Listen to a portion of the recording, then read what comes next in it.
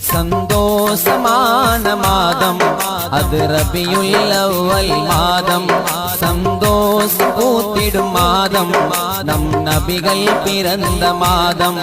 சந்தோஷமான மாதம் அது ரபியுல் அவ்வல் மாதம். சந்தோஷம் பூத்திடும் மாதம் நம் நபிகள் பிறந்த மாதம்.